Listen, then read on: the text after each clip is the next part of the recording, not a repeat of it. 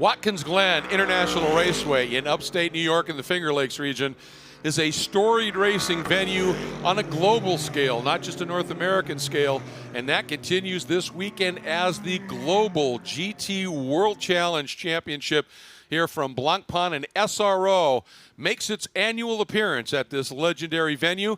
It is qualifying for the Blancpain GT World Challenge America at Watkins Glen, presented by CrowdStrike. Hi, everybody. Greg Creamer here, along with Calvin Fish. Ryan Marine covering the action down in the pit lane. And we are underway with the first of 2 qualifying sessions, this to set the field for the first of the 90-minute Sprint X races that will be unfolding later today. And we're anticipating this one being very, very special. We have one heck of a battle going on in the points, in the manufacturers, in the teams, and we're heading into the final 3 doubleheader weekends of the season, Cal. It's championship time. It really is, and for Ferrari, the Ferrari group, they have a great championship lead of 14 points. Miguel Molina and Tony Vilander. But the big news this weekend is that Miguel Molina has been drafted into the World Endurance Championship team. They have a clashing event over in the UK at Silverstone, opening round of their season. That World Endurance Championship culminates at Le Mans now, so their championship starts mid-year, so they've got a big weekend there. And Daniel Serra's been drafted in to join Tony Vilander aboard the championship leading squad, and boy, was he impressive yesterday in practice. He really was. I mean, we had the opportunity to watch him over the years. I remember at GT Le Mans pole in one of his first appearances with Scuderia Corsa a number of years ago at WeatherTech Raceway Laguna Seca. Every time he crawls behind the wheel, he's quick. And I think for Tony Vilander, when Miguel was leaving, and they've been such a great pairing, I'm sure he was a little concerned. And then when it was Daniel that was tabbed to come in, I'm sure he went, okay, we can make that work. Yes. And there you see Tony anxious, looking on with his crew. Just a real character. The more you get to know Tony Vilander, just a wonderful personality. Very intense, loves his racing. He said by Sunday, there'll be 9 days in a race car in the last 10. Is that right? Yeah, well, like you said, he does love it. And what I love is he wears his heart on his sleeve. He doesn't suffer fools gladly. He says what he thinks. And but he could be just as critical of himself as anybody else. And I think with that and that great sense of humor of his, it really pulls the best out of everybody that is around him, doesn't it? It's fun to watch. Yeah. I was just watching the practice session yesterday, and the team was ready for a pit stop, and Carl wasn't on pit lane yet, but Tony was out in pit lane anxious, and he's pointing at the crew like he's coming in, get ready, get the paddleboard out. I mean, he's a real director as well as a great driver. Great driver is a very apt description as well, awfully quick, but on board now. This will be fun. Yeah. Got some great onboards for you here this weekend in the GT3 category. Up through the gears here. Flat out. Climbing S's now along the back straight towards the inner loop. Top gear.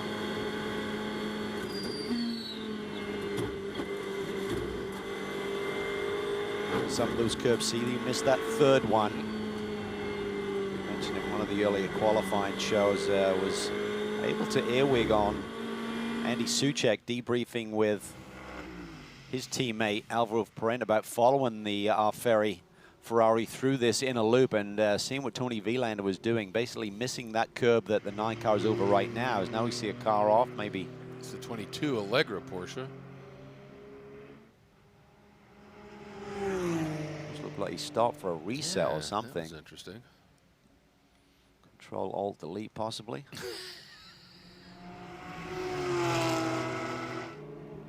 Not a great place to do it up through the S's, but he obviously felt he was on a safe sector of the track. I suppose to some level, if that's where it shuts down. New teammate for Daniel this weekend. Billy Johnson has been drafted in as Michael De Quesada focuses on his college schoolwork until the end of this season at least. So Billy Johnson has a good relationship with Larry Hahn, who's the engineer over there. Actually ran Billy Johnson back in Formula BMW in 2004.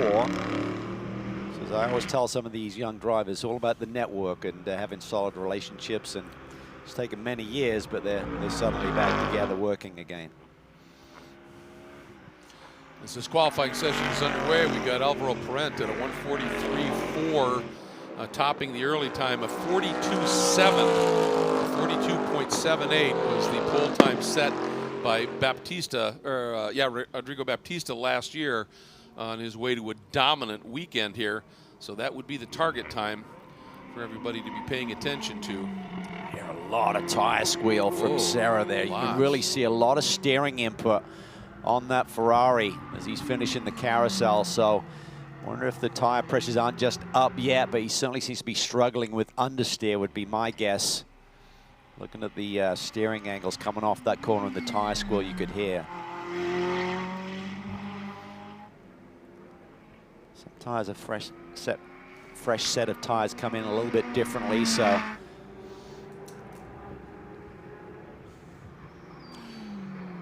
Well, a couple of different things here. They made a change to the tire allocation, not the number, but what type of tire. So they've got more access to newer tires, right? But they've also welcomed in tire warmers, which helps you get to speed a little bit quicker here, and I'm sure they're using them before this session started, yes, especially on a cool day like today.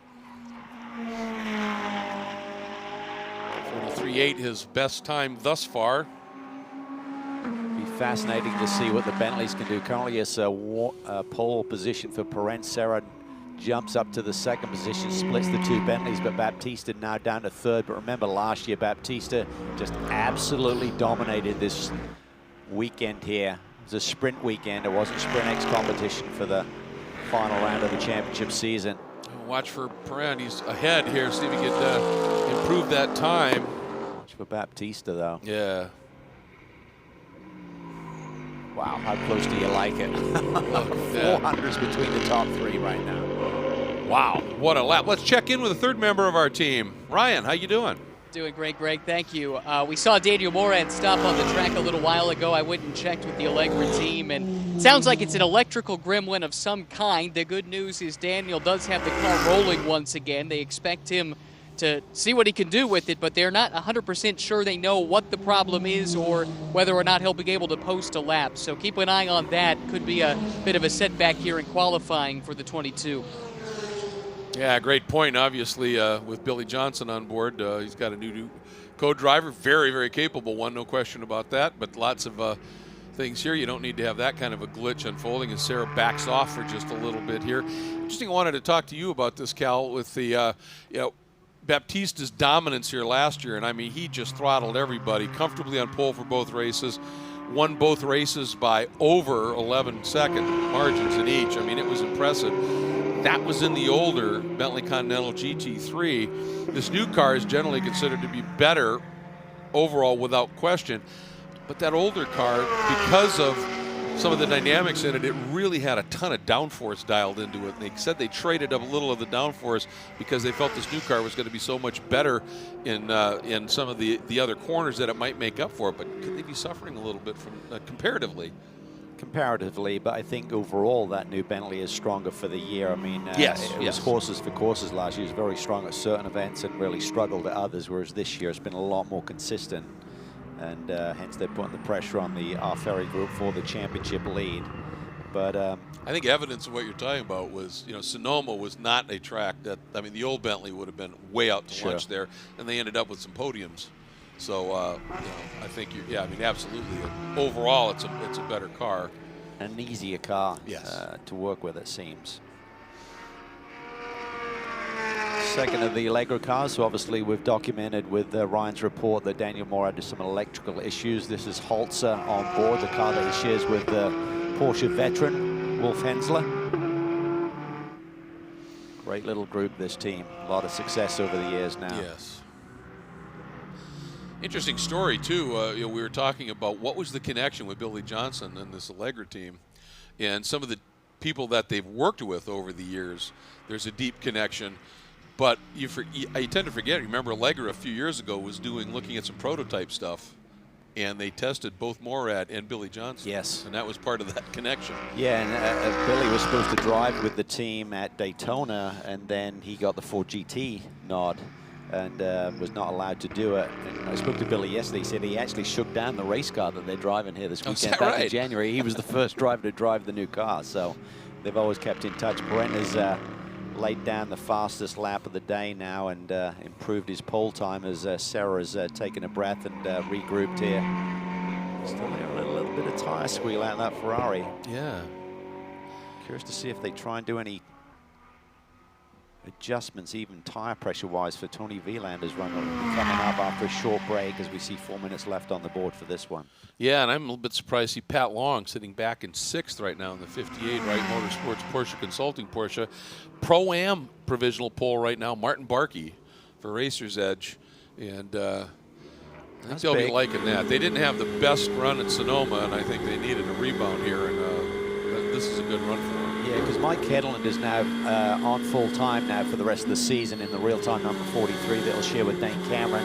We had Brett Curtis in for a couple of races, injured his back, doesn't really fit physically well into that Acura, so he's elected to abandon the effort for this year. Hedlund was a monster yesterday, and now he has jumped to the top with a 45.5, so Hedlund now the fastest time in the AM category. Sitting 3rd right now is Anthony Imperato in the team car, Wright Motorsports Henry Porsche. Really close between Hedlund and Barkey, just 1/100th of a second separating them.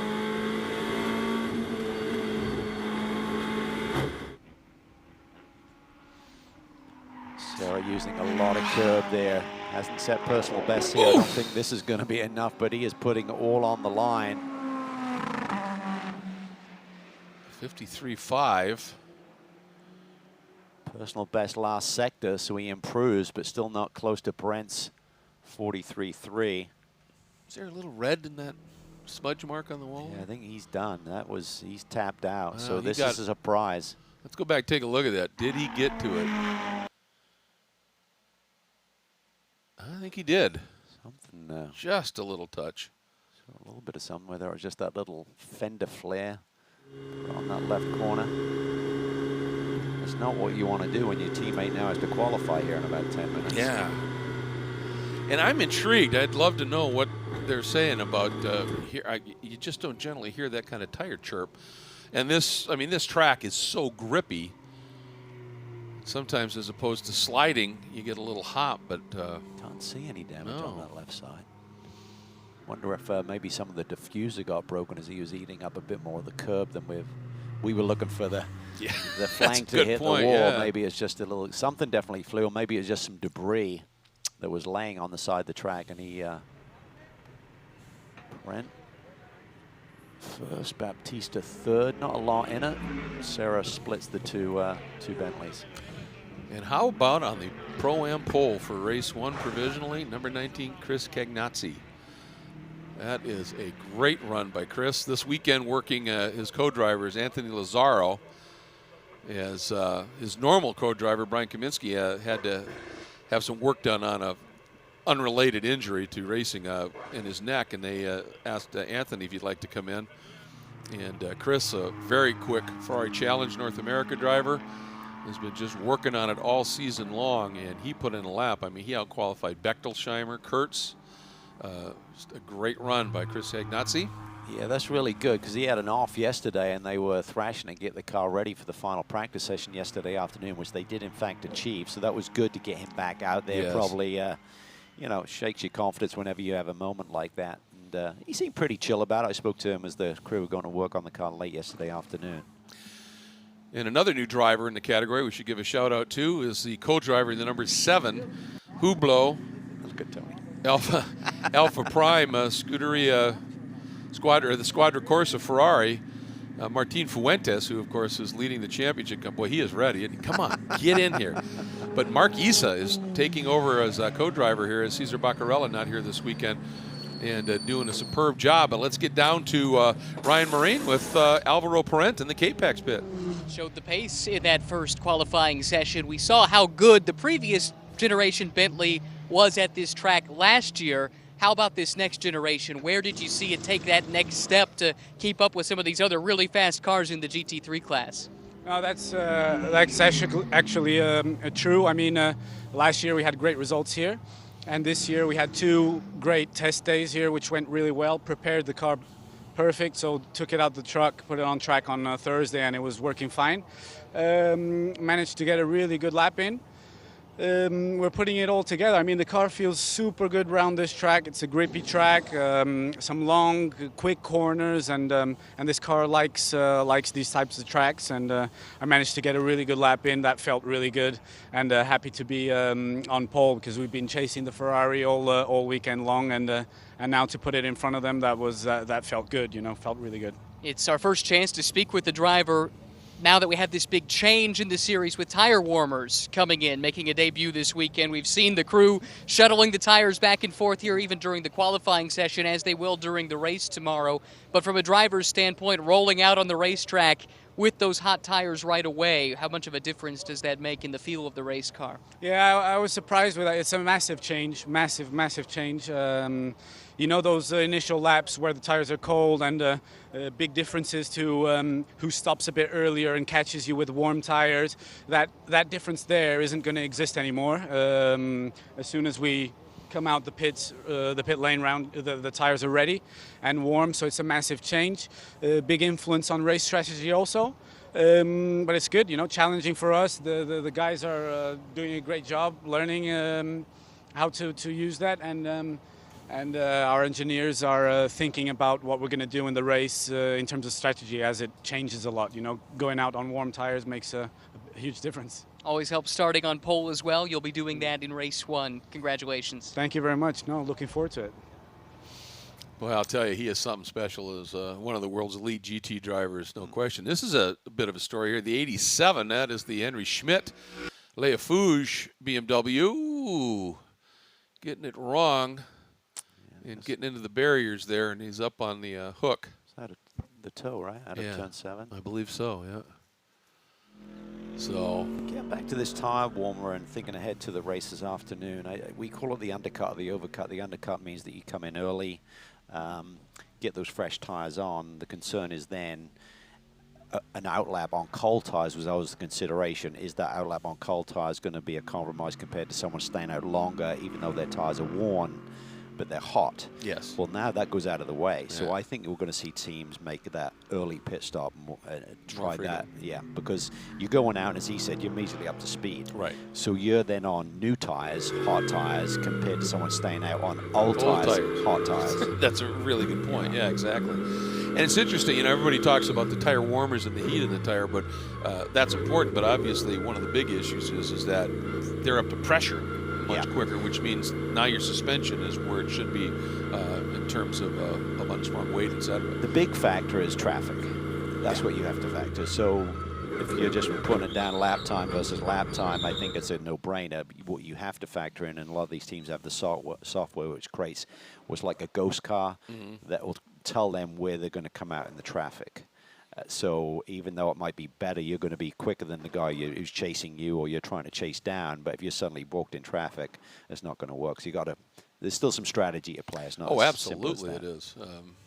Well, here's how it sits after the first of the 2 qualifying sessions, and you can see Parent with that run to pole by 2/10 over Daniel Serra and the our Ferrari, then Baptista in the Team Bentley entry. Hensler, a good lap, 3/10 off though. And then Murad, then Long. Big story there, back in the 6th spot at this stage. And you take a look at the rest of the lineup. But right now, let's get back down to Ryan. Pro-Am pole for race number 1 belongs to Anthony Imparato, a New Yorker here in New York. Maybe a little bit of extra sweetness to the accomplishment? Sure. It's always great coming up to Watkins Glen. It's an awesome track and a beautiful area, so it's great to be here. How is the Porsche around this track here in 2019? Not to throw anybody under the bus, but this Pirelli tire issue we've been having with the Porsche has not been easy. We've had to take a lot of performance out of the car to make it hold up, but you know, the team did a great job with the cards we're dealt and what we had to do. And you know, it worked out, but we have a long race ahead of us and we got to make it through that, so we'll see what happens. How good is the car for your co-driver who's about to go back out on track and try and qualify for race 2? Well, I think we know Dennis is a great driver, and he could pull a lap out of anything really. So I'm feeling good about it, but it's not going to be easy. There's a great field of drivers, so it's not going to be easy, but we're trying our best. Congratulations. Yeah, that was a very solid lap by Anthony Imperato. He is making, I think, significant strides in a relatively short amount of time for the level of experience he has, isn't he? He really is, and pretty understated. Yeah. That's his excitement level about getting a pole. He's probably pretty calm behind the wheel as well, you would imagine. Yeah, that's good. And you're right, his co-driver that's about to head out on track. Boy, the pairing that they've been working with this year is those two young guns are something special as well. Yes, they're pretty tasty. Yeah. And let's hope that whatever that electrical issue is for this car, the number 22. Well, Morad got up to speed. I mean, Yeah, he did. You know, Yeah.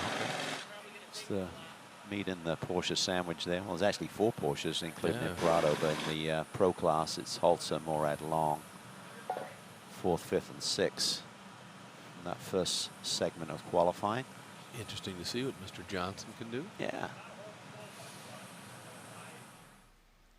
There, it's just on hold a little bit here as they bring in the BMW of San Francisco, Cameron Racing BMW back in, and then we should be ready to go with round 2 qualifying, if you will, or race 2 qualifying more accurately. I actually did a test at Road America recently, and they drafted in John Edwards from the BMW Motorsport team to do some testing and gave them some good pointers. And talking to Steve Cameron yesterday, he said, we just wanted to make sure that we weren't trying to chase things that the car wasn't achievable to get. Do you know what I mean? So I think with John's experience with the M6, he got them just focused on, you know what, you're going to have to live with that. That's just the car. Don't try and fix that. Work on making this better. So I think they're in better shape this weekend. Sometimes it's so crucial just to get a little bit of that outside input, especially from somebody that has that intimate a knowledge of the program. Yeah, it's a long wheelbase car, so typically if you're trying to get all of the understeer out of it, guess what? It ain't going to happen. Exactly. You know? So forget that agenda and move on to something new. All right, a little tire barrier repair. And that is crucial when those tires become dislodged. You don't want something hanging out that can catch a car and launch it, so they're going to be very careful with it. And keeping Mr. Vielander at least a breeze working through the R. Ferry automotive entry. Ferrari Ontario, Toronto, Alberta, and Zeckelman Industries machine.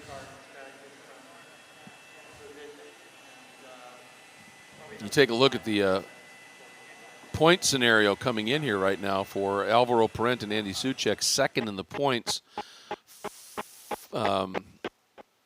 14 adrift of Vielander and Molina at this stage, and 24 clear of their teammates Baptista and Soule. You take a look at then Hargrove and Long, only 9 back of them, then a bit of a gap back to the rest of the field. So sharp end of things, when you're paying 25 points for a win, that can cycle in a hurry, can it? It can. You know, certainly Tony's in great shape there with that 14-point spread. Parent and Soucek right there, of course, 14 points back. But you get to Baptista, Soule, you'd have to think that Hargrove and Long, they'd need a lot of great things to happen for them and bad things to happen for the guys in front to be in for a championship win. So, hate to call it a 3-horse race, but 150 points still up for grabs. Well, and that's the big picture, isn't it? Now, even though Ferrari drivers are leading their championship, it's Bentley that is leading in the manufacturer championship by 13 points right now, with Porsche third, Acura fourth, and Mercedes AMG in the 5th spot. In the Pro-Am driver championship, it's Barkey and Marcelli lead those points by 13 over Till Bechtelsheimer, who holds second by himself just because his co-driver for the rest of the year here, Mark Miller, had a couple of conflicts early in the year, and Ryan Eversley stepped in. Then Anthony Imperato alone with third-place points right now, and he has 11 points adrift to Bechtelsheimer. Then Dane Cameron would be next up. And again, Dane has had some co-drivers that have worked through it as well. Then Colin Brown and George Kurt sharing for 5th. and the like. And speaking of Mark Miller, who is going to be co-driving in that number 5 car, and he'll be going out in this session. He's been on a tear as of late in the Trans Am series with, 2 straight wins, I think. So he's having a good season. Yeah, it's amazing how busy some of these drivers are as they leapfrog around the globe.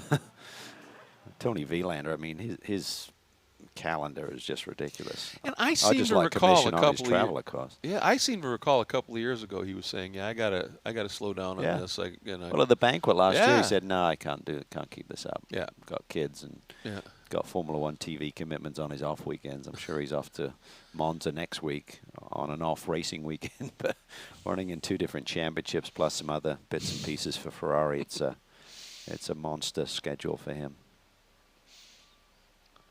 And in his downtime, he opened up a Ferrari dealership in Finland. So. Oh, well, there you go.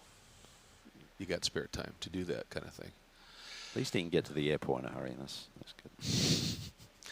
Well, and I suppose, it's a race driver's career. I mean, the really good ones, they can extend it for a while here, but at a certain point, you don't quite have the pace you used to have. So I suppose while you're still at the very top of your game, if you love it with the passion that we know he does, I guess you go to your family and go, look, here's the deal. What do you think? Are you okay with it? And you hope they say yes. Well, you've got to be able to operate at the highest level, and you can't do that without the support from home as well. Mm-hmm. So I mean, your family and your team is so important. A good view here of the top of the hill. Down in that little valley down there is the town of Watkins Glen and one of the beautiful Finger Lakes. And down in that pit lane somewhere is Ryan.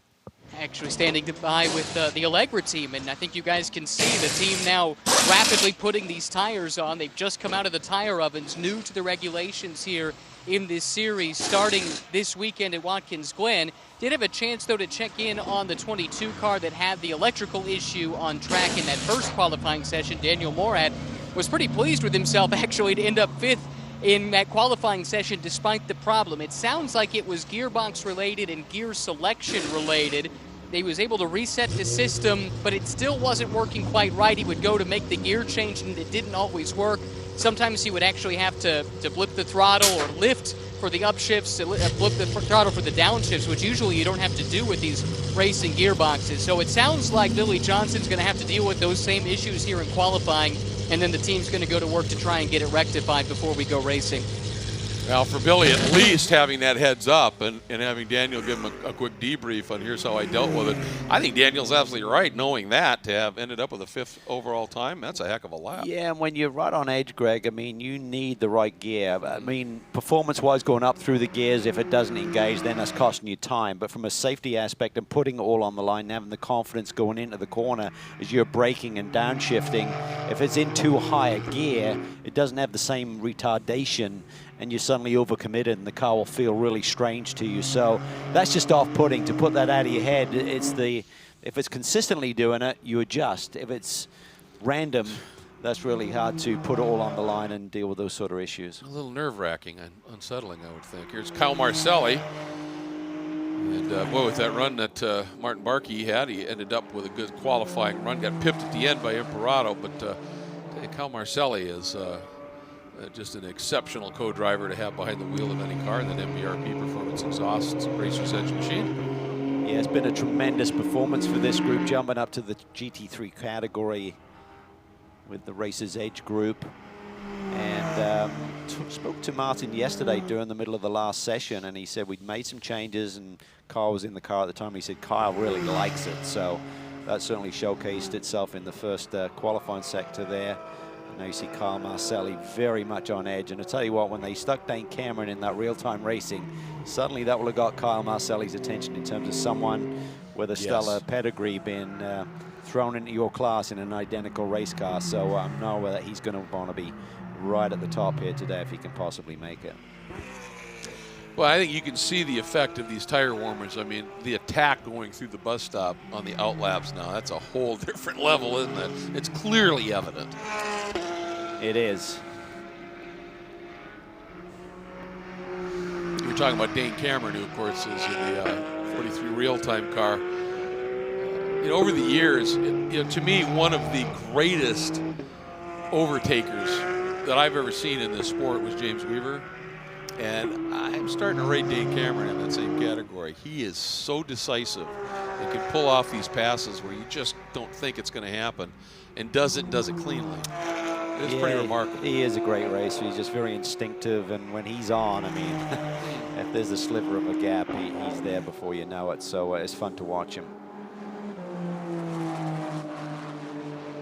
All right, here we go. Marcelli throwing down the gauntlet on the first quick lap at a 43.7. That's nice. That's pretty darn good, yeah. That's only 4/10 off of Perrin's time, I believe. So yep. That's early in the session here. So they've definitely got a fast race car underneath them. Board here with Mark Miller in the number 5 Gradient Racing Acura. Pretty well, looking at these trap speeds, that Turner BMW with Shirosaka, Japanese duo back again to complete the season. It's got a lot of straightaway speed. Yes, it does. Great to have he and Takata back, as you said, for the rest of the year.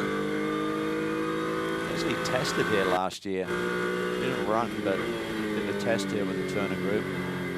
That's kind of what set this whole ball in motion, because they really enjoyed that, didn't they? They're going to finish out the year.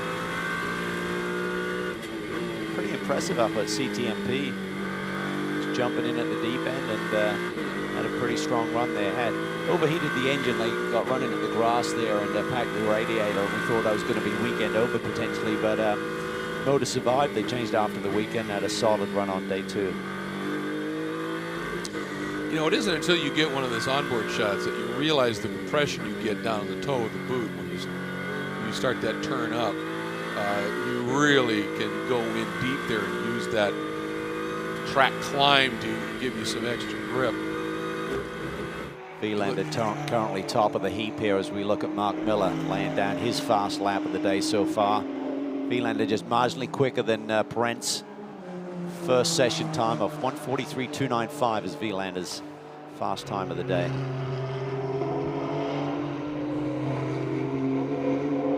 Miller's lap puts him right now into the 6th overall spot and 4th in the Pro-Am category.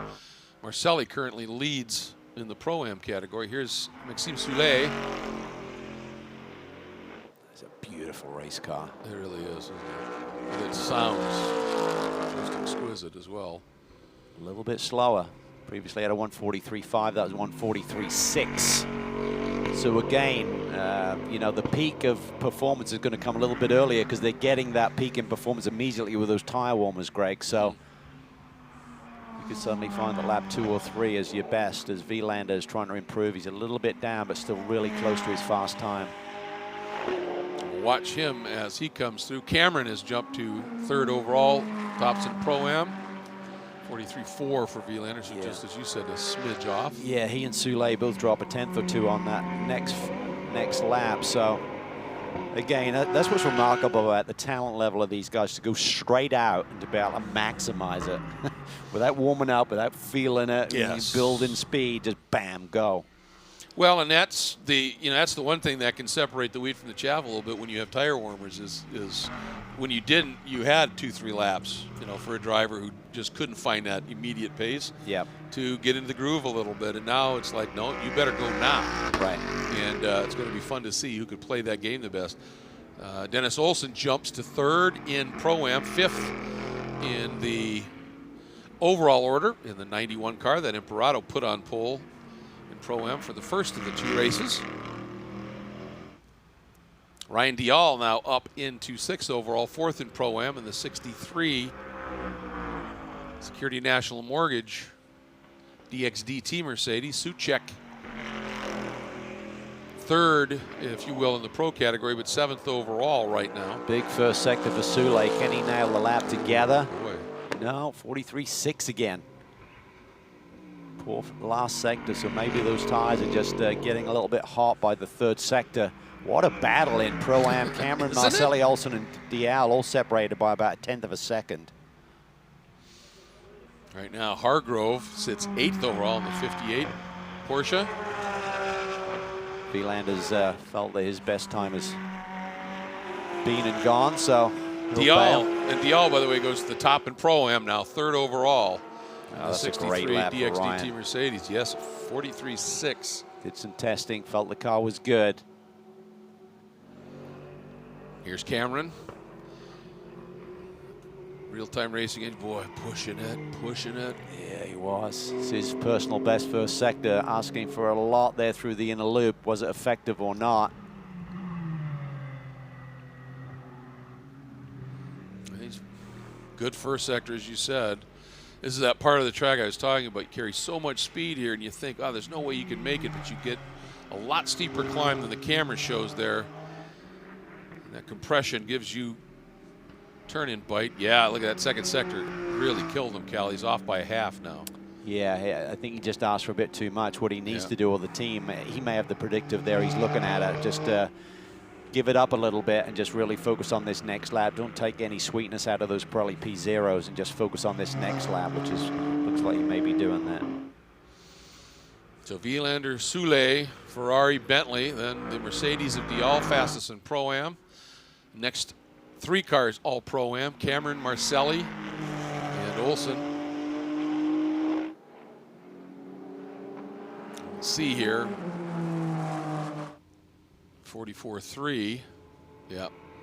Yeah, I think this will be the key for Cameron.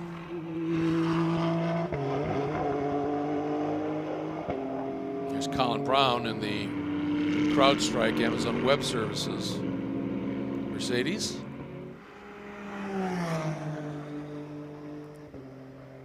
Down the pack just a little bit, particularly when you consider where Dial sits in the other Mercedes. Yeah, and I'll be honest with you, I've been a little bit surprised. I mean, Colin is such a phenomenal talent, and I've just been a little bit surprised that we haven't seen a little bit speedier time out of him this season. I mean, he's rock solid. He works so well with George Kurtz, but it just seems like they can't find the sweet spot, that Mercedes, to get exactly where Colin wants. I mean, he's won a couple of times here. He's had a pole here in prototype competition. He loves this racetrack. I can remember one year he's trying to run here in prototypes. They won't let him run because of his age thing. That's right. That's right. Yep. So Hargrove into the pits in the Wright Motorsports, Porsche Consulting. 8th overall right now. That's not what they're looking for, coming off that brilliant victory at Sonoma. It's been a long drought for Scott Hargrove. He won the opening rounds in 2018 at St. Petersburg and went all the way to the last round of our championship before he's seen victory lane again, so he will not be happy with that.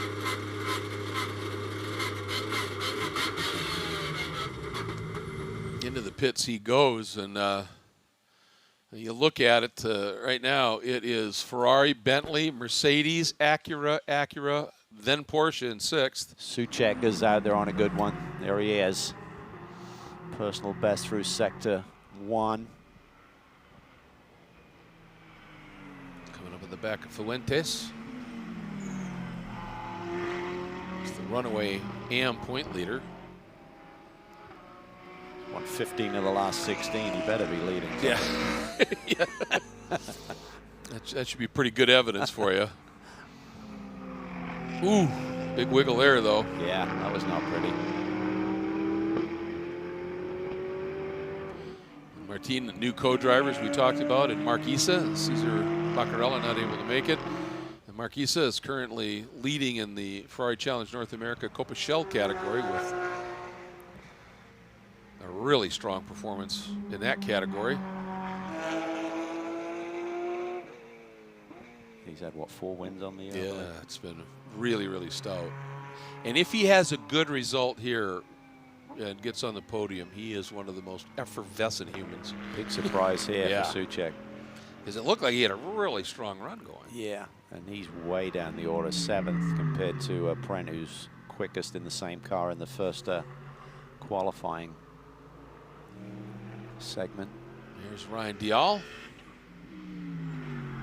Sulco and Security National. They have that pole. Doesn't look like Cameron can respond. Don't see any personal bests on Cameron's lap currently, and not a lot of time left on the board unless he's just trying to find the rhythm here. And is Rainbow Ferry there? I mean, A nice chat with Tony. Yeah, it's going to be interesting to see here, because Cameron, Dial, one of the few, those two. Colin Brown is out, and Lazaro is still out, the number 19. On board with Dial as he ducks into the pits. Yeah, that's a great lap for Ryan. Yeah, it really was. He'll be chuffed with that one. 43.6.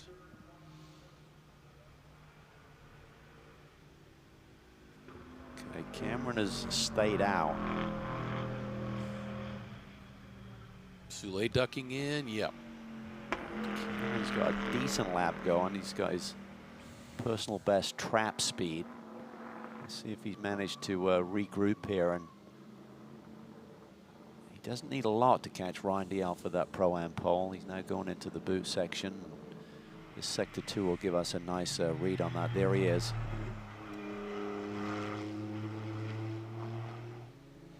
And seems like he's off. 37.5. Yeah, he's Yep. bailed. Yep. Grip level's not there. So that's the learning curve with these tire warmers and everything, is how hard you attack and Right. finding that sweet spot.